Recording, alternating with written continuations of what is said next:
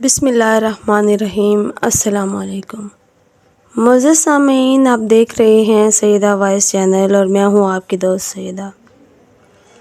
سامعین کرام، میری آج کی کہانی کوئی جنوں، بھوتوں یا دیو پریوں کی کہانی نہیں ہے، یہ انسانوں کی کہانی ہے، جیتے جاگتے انسانوں کی سچی کہانی، ان انسانوں کی کہانی جو ہماری تمہاری طرح اسی زمین پر آباد رہے۔ ان کہانی میں آپ کو دو قسم کے انسان ملیں گے،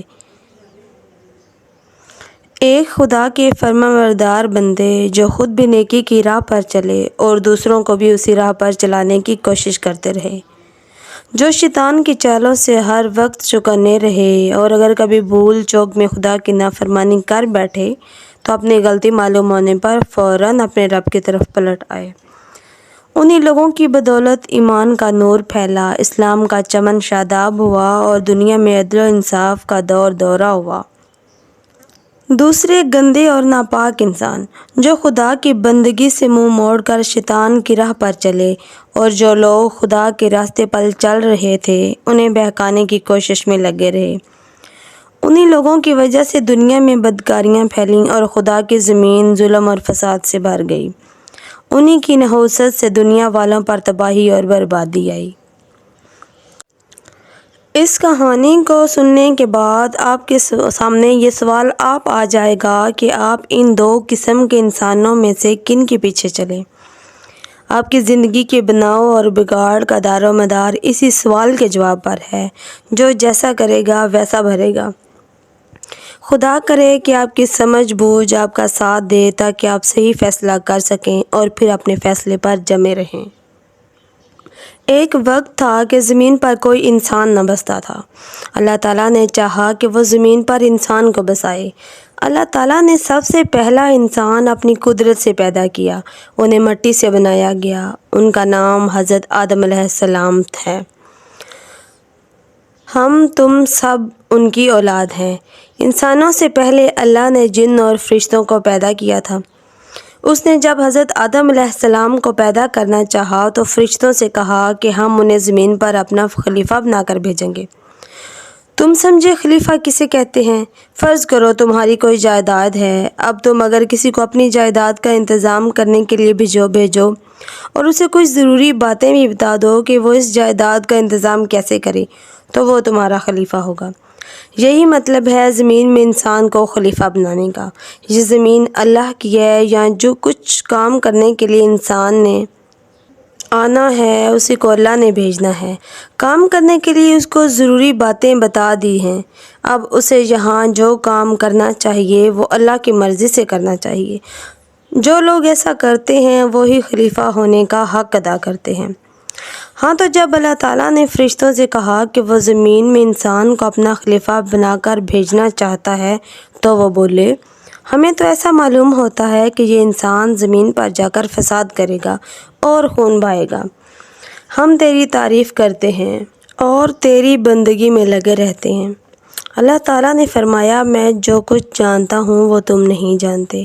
تمہیں کیا خبر کہ اس انسان میں ہم نے کیا کیا خوبیاں رکھی ہیں۔ یہ جب زمین پر جائے گا تو ہماری دی ہوئی عقل سے زمین کے چھپے ہوئے خزانوں کا پتہ چلائے گا، ہماری پیدا کی ہوئی چیزوں کو کام میں لائے گا۔ ذرا تم تو بتاؤ، کیا تم بھی چیزوں کے بارے میں کچھ جانتے ہو؟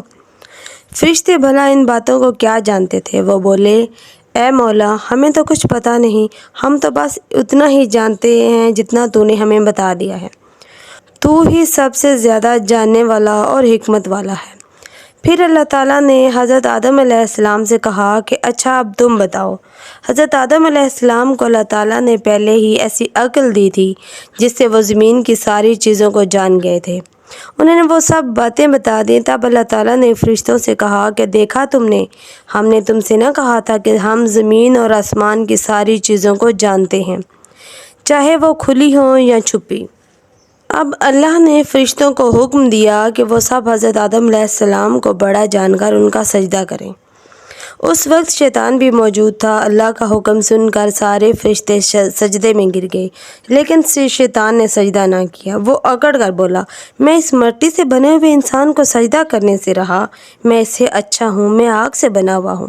شیطان کا یہ گھمنڈ اللہ کو نہ بھایا، اللہ نے اس کو اپنے دربار سے نکال دیا، وہ ذلیل ہو گیا، قیامت تک اس پر پھٹکار ہی پڑتی رہے گی۔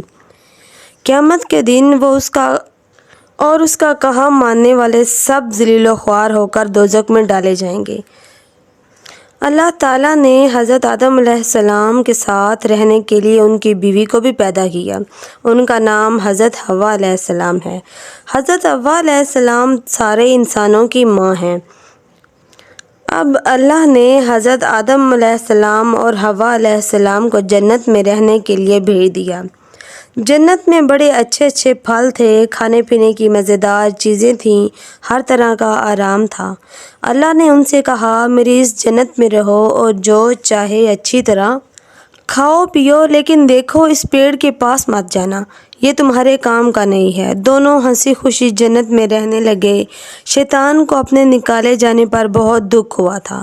ہونا تو یہ چاہیے تھا کہ وہ اپنی غلطی مان لیتا، اپنے مالک کے سامنے توبہ کر کے اپنی خطا معاف کراتا، مگر وہ غصے اور گھمنڈ میں اور بھی اکڑ گیا۔ اس کے دل میں یہ سمایا کہ اس کو آدم علیہ السلام اور حوا علیہ السلام نے ذلیل کرایا ہے، اس لیے اس نے ان سے بدلہ لینے کی ٹھانی۔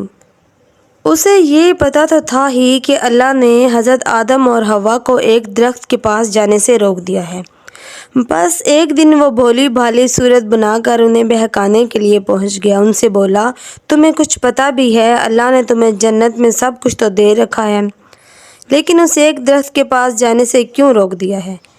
بات یہ ہے کہ یہ درخت بڑا اچھا درخت ہے، اس کا پھل اگر کوئی کھا لے تو پھر اسے موت کبھی نہ آئے گی، اور بس یوں سمجھو کہ وہ تو فرشتہ ہی ہو جائے گا۔ شیطان نے قسمیں کھا کر ان سے کہا، میں تو تمہارا دوست ہوں، تمہارا بھلا ہی چاہتا ہوں، اس لیے تمہیں یہ سب باتیں بتا رہا ہوں۔ ان دونوں کو کیا پتا تھا کہ یہ بھولی بھالی صورت والا جوان کا دوست بنا ہوا ہے، اصل میں ان کا دشمن ہے۔ وہ بیچارے اس کے دھوکے میں آ گئے اور اس کے کہنے سے ایک دن اس درخت کا پھل کھا بیٹھے۔